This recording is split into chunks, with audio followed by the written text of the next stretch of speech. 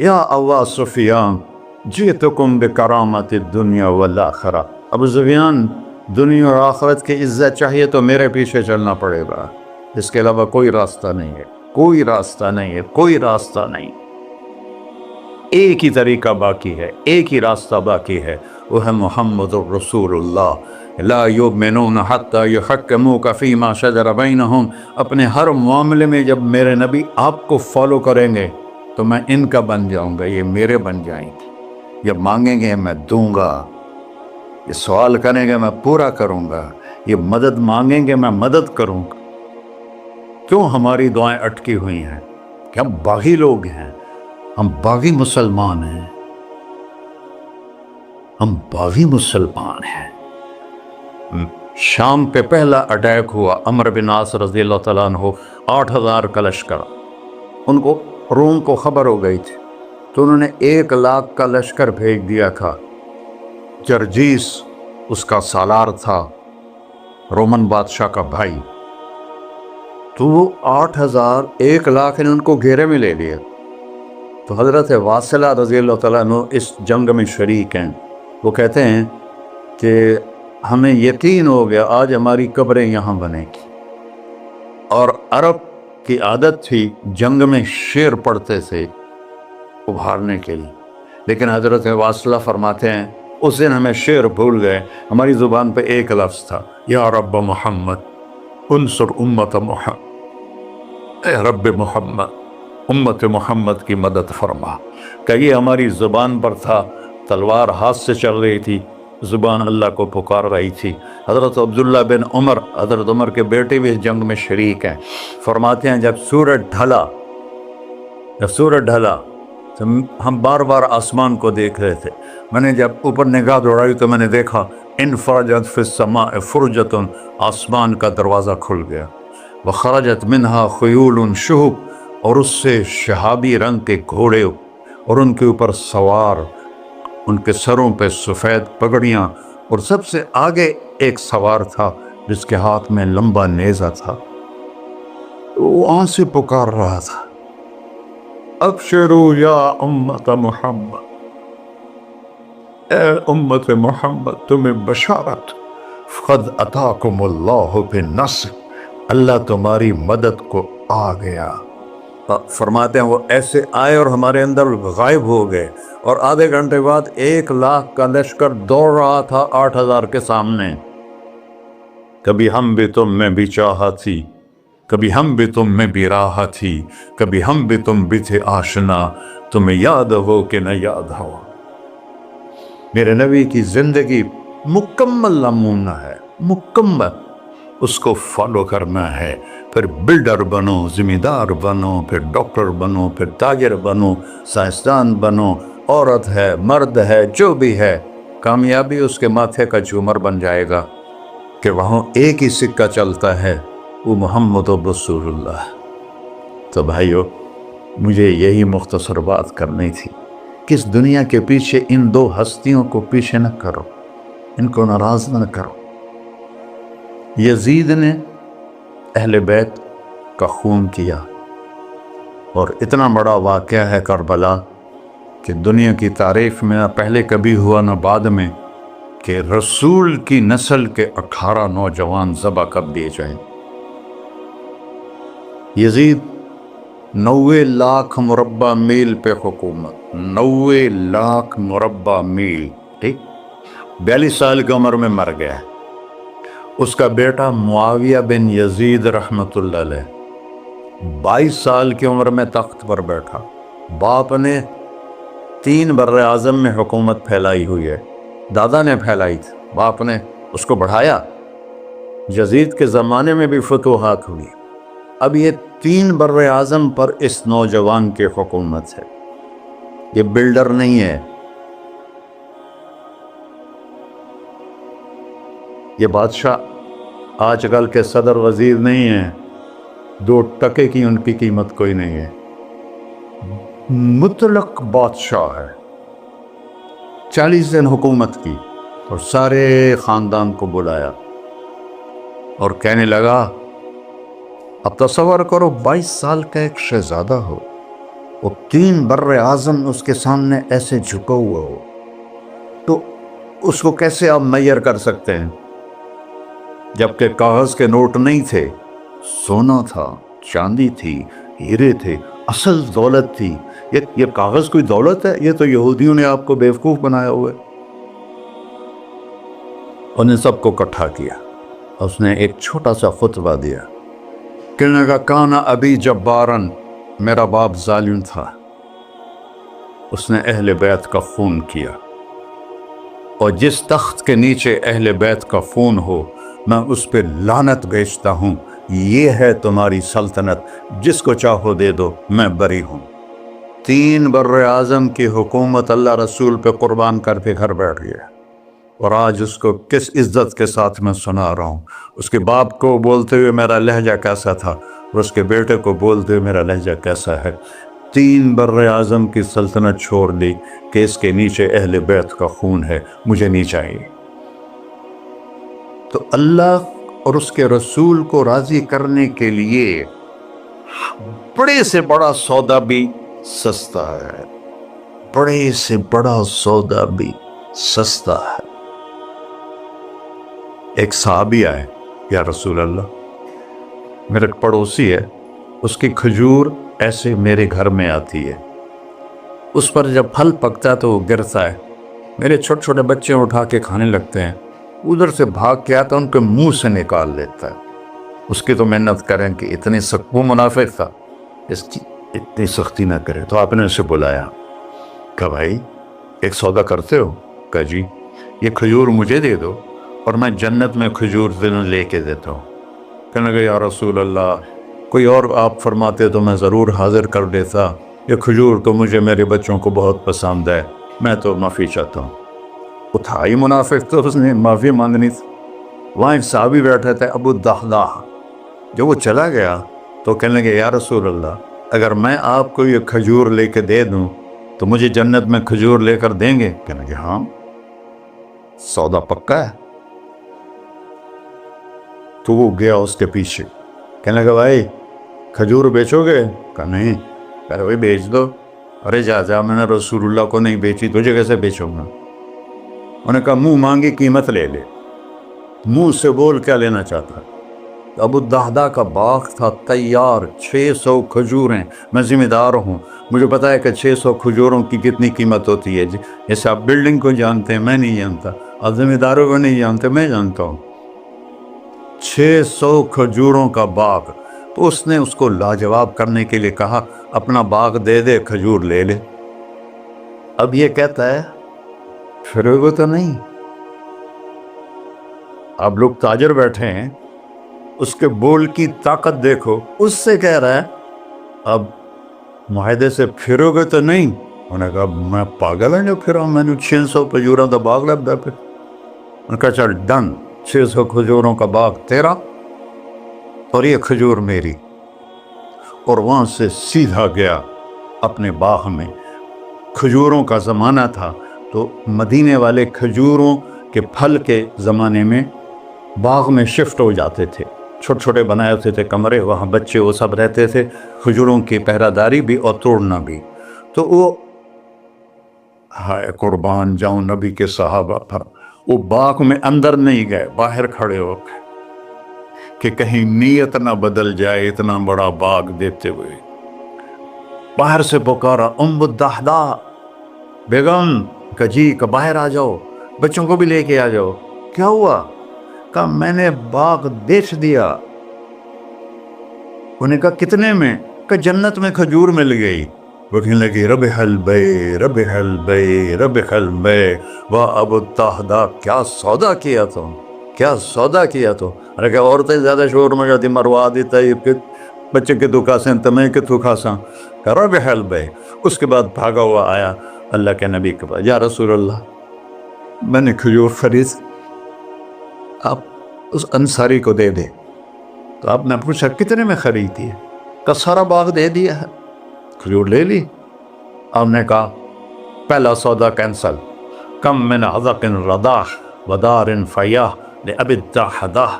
اب تیرے لیے میں دیکھ رہا ہوں تیرے رب نے جنت میں کھجوروں کے باغ لگا دیے ہیں، اور تیرے کوٹھے کی جگہ کھجوروں میں محل بنا دیے ہیں سونے چاندی کے۔ جنت میں تو مٹی نام کی شے کوئی نہیں، لوہے نام کی شے کوئی نہیں۔ ایک ہر گھر ایک اینٹ سونے کی، ایک چاندی کی، ایک زمرد کی، ایک یاقوت کی، مشک کا گارا اور زعفران کی گھاس، اور اس کا لنٹر اللہ کا عرش ہے۔ تو سودے کر گئے، اب سب کچھ کرو، لیکن اللہ رسول کو پیچھے نہ توڑ، کیونکہ ہمیشہ تو زندہ نہیں رہنا، چلے جانا ہے۔ دنیا میں سب سے بڑا محل بنایا تھا کسریٰ نے، نوشیروان کے پوتے خسرو پرویز نے، جس نے ہمارے نبی کا خط پھاڑا تھا۔ 40,000 پلرز پر وہ گھر تھا۔ آپ لوگ بلڈروں اسکوائر فٹ لگاؤ، 40,000 ستونوں پر وہ گھر کھڑا تھا، اور وہ اس کے اوپر سارا سونا ہیرے جواہر 40,000 پلر پر تھے، اور اس کے 500 بڑے بڑے گنبد تھے، اور سب سے بڑے گنبد میں 1,000 سونے کے فانوس تھے، اور اس میں ایک رات میں 9 من تیل جل جاتا تھا، صرف ایک رات کے لیے اس کو، اور 3,000 باندیاں تھیں، 6,000 نوکر تھے صفائی کے لیے، 12,000 سپاہی تھے اس کی حفاظت کے لیے، لیکن وہ چند سال بھی نہ رہ سکا کہ پلٹا کھایا حالات نے، اور رومن امپائر کیسر نے آ کر اسے شکست دی۔ نینوا میں ہمارے نبی کے خط پھاڑنے کے بعد آپ نے فرمایا تھا کسریٰ نے اپنا ملک پھاڑ دیا، تو وہ آیا، وہ شکست کھائی کسریٰ نے اور بھاگ گیا، اس نے سارے محل کو آگ لگایا، مٹی کا ڈھیر بنایا، اور مسلمانوں میں سب سے بڑا محل بنایا اندلس کے بادشاہ عبد الرحمن نے الثالث نے، 4,316 پلر پر تھا وہ گھر، اور پورے یورپ میں اس کی دھاک تھی، ہر طرف سے ہیرے آ رہے ہیں، موتی آ رہے ہیں، جواہر آ رہے ہیں، پورے پلر، پوری چھت سونے سے بنی تھی، اور پورے پلروں پر ہیرے جواہرات تھے، اور باہر ایک بڑا تالاب تھا، کس کا؟ پارے کا، پانی کا نہیں، پارے کا۔ اس میں کیا کرشمہ تھا، اس کو اس اینگل سے انجینئرز نے بنایا تھا کہ سورج کی شعائیں جب پارے پر پڑتی تھیں تو پارا تو ہلتا ہے، کھڑا نہیں رہتا، تو شعائیں ایسے ایسے ڈانس کرتے کرتے کرتے محل پہ پڑتی تھیں، تو لگتا تھا پورا محل رقص کر رہا ہے۔ اب میں وہاں گیا تو ایک کوٹھے کے سوا وہاں کچھ بھی نہیں تھا، وہ بھی کوٹھے کی چھت نیچے گری ہوئی تھی۔ تو آپ لوگوں کو دیکھو، ہمارے نبی پہ قربان جائے، انہوں نے ہمیں کیسی پیاری زندگی دی۔ وضو سے پہلے ایک دعا سکھائی ہمارے نبی نے، ہم 5 دفعہ تو کم از کم کرتے ہیں وضو، کہ اللہم اغفر لی ذنبی ووسع لی فی داری وبارک لی فی رزقی، دنیا بھی جوڑ دی، آخرت بھی، یار میرے کو نہ معاف فرما، مجھے بڑا گھر دے، مجھے کھلا گھر دے، مجھے کھلا کر دے، اور میرے رزق میں برکت دے۔ کھلا گھر اللہ کی نعمت ہے، آپ لوگوں کو میسر کر رہے ہیں سہولتیں، آپ کو اجر ملے گا اگر اس میں جھوٹ نہ ہو، سود نہ ہو، کھوٹ نہ ہو، ہیرا پھیری نہ ہو، وعدہ خلافی نہ ہو، تو یہی آپ کی جنت کا راستہ ہے۔ تو اللہ رسول سے صلح کر لو بھائیو، بس میری اتنی گزارش۔ اور آخر میں ایک حدیث سناتا ہوں، 10 لاکھ حدیثیں ہیں میرے نبی کی، ایک سناتا ہوں، ساری کور ہو جائیں گی۔ ایک تو ہے فرض، نماز نہیں چھوڑنا، روزہ نہیں چھوڑنا، زکوٰۃ نہیں چھوڑنا، حج فرض ہے نہیں چھوڑنا۔ اس کے بعد میرے نبی نے کہا 4 چیزیں مجھ سے لے، 5 میں نہیں کہیں، کہ 4 باتیں مجھ سے لے لو، صرف 4 باتیں مجھ سے لے لو، دنیا بھی تمہاری ہے، آخرت بھی تمہاری۔ سبحان اللہ۔ اور اس سے زیادہ کیا آسانی دے میرا نبی، اتنے 100 نفل پڑھو ہوتے، اتنے عمرے کرو ہوتے، اتنے حج کرو ہوتے، اتنی تہجد پڑھو ہوتے، تو سارے مر گئے اس سے، کہ 4 باتیں لے لو، دنیا میں بھی مزہ رہے گا، آخرت میں۔ پہلی بات کیا ہے؟ صدق و حدیث، ہر معاملے میں سچ بولنا، جھوٹ نہ بول۔ ایک صحابی نے پوچھا یا رسول اللہ، مسلمان بزدل ہو سکتا ہے؟ اب نے کہا کنجوس ہو سکتا ہے؟ اب نے کہا جھوٹ بول سکتا ہے؟ کہ نہیں، جھوٹ نہیں بول سکتا، سچ بول، سچ کی قیمت ادا کرو۔ حفظ امانت، کسی کو دھوکہ نہ، چیز کوئی اور ہو، دکھا کوئی اور رہے ہو، میٹیریل کوئی اور ہے، بتا کوئی اور رہے ہو، حفظ امانت، دیانتداری سے کام کرو، کسی کو دھوکہ نہ دو۔ آپ نے فرمایا میں اپنے امتی سے ہر گناہ کی توقع رکھتا ہوں، بشر ہے بیچارہ، لیکن میرا امتی تو دو نہیں کرے۔ واہ یا رسول اللہ، آپ نے کیا چاہا اور ہم نے کیا کیا کہ دو کام نہیں کرے گا، ایک جھوٹ کبھی نہیں بولے گا، ایک دھوکہ کبھی نہیں دے گا۔ وہ سب ہمارے، میں تو 100 ملک پھرا ہوں، مسلمان جھوٹ اور دھوکے میں پھنسے پڑے، غرق ہوئے پڑے، چاہے عربی ہیں چاہے غیر عربی ہیں، مالدار ہیں فقیر ہیں، اس گندگی میں سب ڈوبے ہوئے۔ تو صدق و حدیث، سچ بولو، حفظ امانت، دھوکہ نہیں دیا۔ تیسری کیا ہے؟ حسن خلیقت، اخلاق اچھے کر، اخلاق اچھے کر۔ اور اخلاق اچھے کرنے کے لیے ایک کام کر لی، اس کو تالا لگا، صرف ایک کام، اس سے کوئی گالی نہ نکلے، جھوٹ نہ نکلے، غیبت نہ نکلے، طنز نہ نکلے، بے عزت نہ کرو۔ عام طور پر ہمارے ماحول میں نوکروں کو بہت ڈانٹ ڈپٹ ہوتی ہے، اس کو قابو میں رکھو۔ سوچو اسی جگہ میں ہوتا نوکر تو میں یہ پسند کرتا۔ اپنے اخلاق کی چابی ہے زبان کا میٹھا بول، اور خاص طور پر والدین کے ساتھ، اور سب سے زیادہ اہم بیوی کے ساتھ۔ میرے نبی نے فرمایا بہترین مسلمان وہ ہے جو بیوی سے اچھا سلوک کرتا ہو، کہ وہ ماں باپ بہن بھائی گھر سہیلی ماحول ثقافت تہذیب سب کچھ چھوڑ کر ایک بول کے ساتھ آپ کے گھر آ جاتی، آپ کے بچے کا 9 مہینے بوجھ اٹھاتی، اس کو دودھ پلاتی، اس کی چھاتیاں لٹک جاتی ہیں، کبھی آپ کے لیے وہ ناشتہ بنا رہی ہے، کبھی کھانا بنا رہی ہے، کبھی آپ کے کپڑے کا خیال کر رہی ہے، اور آپ ایک چھوٹی سی بات پر اس کی عزت اتار کے پھینک دیتے۔ تو میرے نبی نے فرمایا سب سے بہترین مسلمان وہ ہے جو بیوی کے ساتھ حسن سلوک کرتا ہو۔ پھر آپ نے کہا اور میرا سلوک اپنی بیویوں سے سب سے زیادہ اچھا ہے۔ اظہار محبت کرو، ماں سے باپ سے اولاد سے بیوی سے، اظہار بہت ضروری۔ یہ پریزنٹیشن اظہار ہی تو تھا، یہ اظہار نہ ہو تو پتہ کیسے چلے؟ اپنے ماں کے پاؤں چومو، باپ کا ماتھا چومو، ان کے آگے نوکر بن کے کھڑے ہو، بیوی سے کہو مجھے تم سے بہت پیار ہے، وہ اچھا کپڑا پہنے تعریف کرو، اچھا کھانا بنائے تعریف کرو۔ انسان بھوکا ہے اس چیز کا، میرے نبی سے بڑھ کر کوئی ہو سکتا ہے؟ آپ حضرت عائشہ سے فرما رہے ہیں، چونکہ حضرت عائشہ کماری بھی تھی، چھوٹی بھی تھی۔ حضرت عائشہ جس نے اللہ کو دیکھا ہو اس کے لیے عورت کوئی چیز نہیں ہے۔ ایک حدیث سناتا ہوں، مالی فی النساء من رغبہ، مجھے عورتوں کی کوئی رغبت نہیں۔ اللہ کو دیکھنے کے بعد کس چیز کی رغبت؟ ہم نے کہا عائشہ انہ لیہون علی الموت ان اریتک زوجتی فی الجنہ، عائشہ جب سے مجھے پتہ چلا ہے نا تو جنت میں میری بیوی ہے تو مجھے تو موت ہی اچھی لگنے لگ گئی۔ یہ اظہار محبت ہمیں سکھایا اپنے بچوں کے ساتھ بھی۔ میرے بچے بڑے ہو گئے لیکن میں نے ایشل گلے لگاتا ہوں جیسے یہ چھوٹے بچے، کہ یہ محبت ٹرانسفر ہوتی ہے، ہم اظہار نہیں کر سکتے۔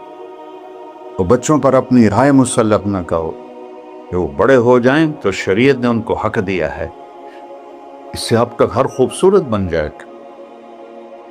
یہ میری نبی کی پیاری زندگی کے چند صفحات میں نے آپ کے سامنے پیش کیے ہیں، تو طویل داستان ہے، سناتے سناتے عمر بھی بیت جائے تو ایک ذرہ بھی ادا نہ ہوگا، لیکن خلاصتاً میں نے آپ سے عرض کر دیا، صدق و حدیث، حفظ و امانت، حسن و خلیقت، سچائی، دیانتداری، اخلاق، اور چوتھا اور آخری عفت فی طعمت، رزق حلال کماؤ، رزق حلال کماؤ۔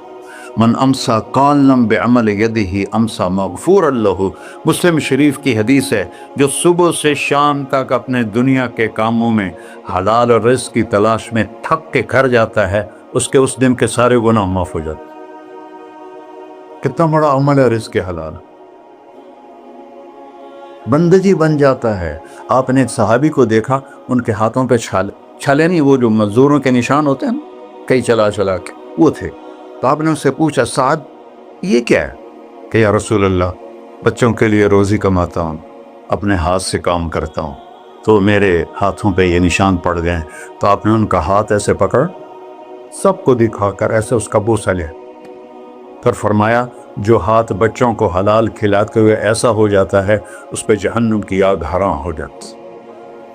صرف نماز سے نہیں گناہ معاف ہوتے، حج سے نہیں معاف ہوتے، رزق حلال کے کمانے سے بھی روزانہ کی صفائی ہو جاتی ہے۔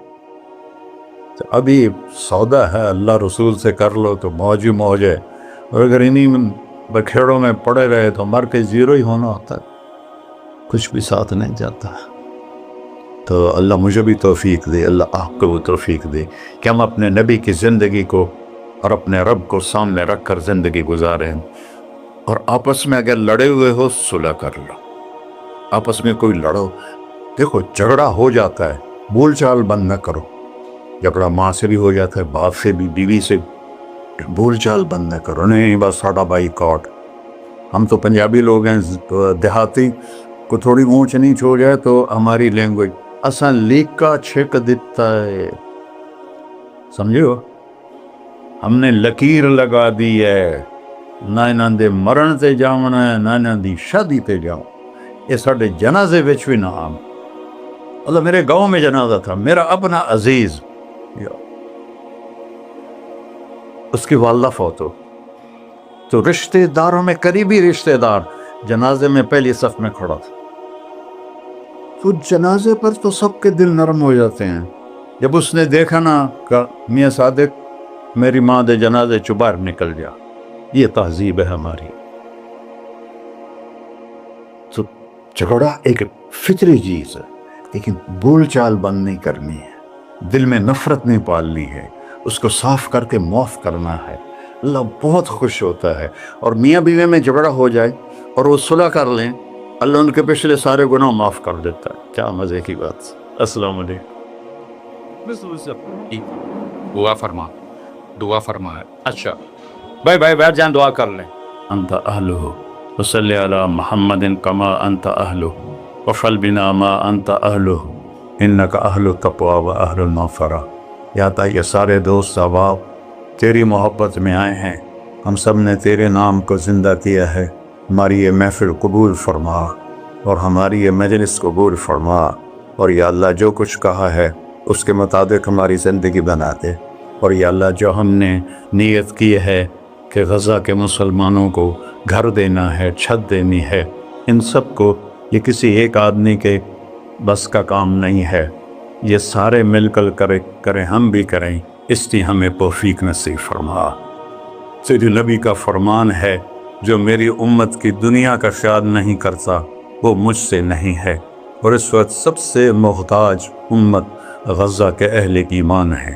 تو یا اللہ ان سارے بھائیوں کو ہمت دے، توفیق دے، ہمیں وہاں تک پہنچانے کا وسیلہ تو نے بنایا ہوا ہے، ہمیں یہ امانتیں ان تک پہنچانے کی توفیق دے، ان کے کاموں میں برکت دے، ان کے قرضوں کو اتار دے، ان کو سود سے بچا دے، ان کو دیانتداری نصیب فرما، شفافیت نصیب فرما، مرتے وقت ہم سب کو کلمہ نصیب فرما۔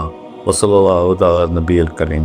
میرے نبی کے پردادا حضرت ہاشم بن عبد مناف کو غزہ میں دفن ہے، اور اس ملک میں عیسیٰ علیہ السلام، موسیٰ علیہ السلام، ہارون علیہ السلام، زکریا علیہ السلام، یحییٰ علیہ السلام، داؤد علیہ السلام، سلیمان علیہ السلام، اتنے نبی اس مٹی میں دفن ہیں۔ تو اللہ کو ہمت دے، کھل کر خرچ کریں،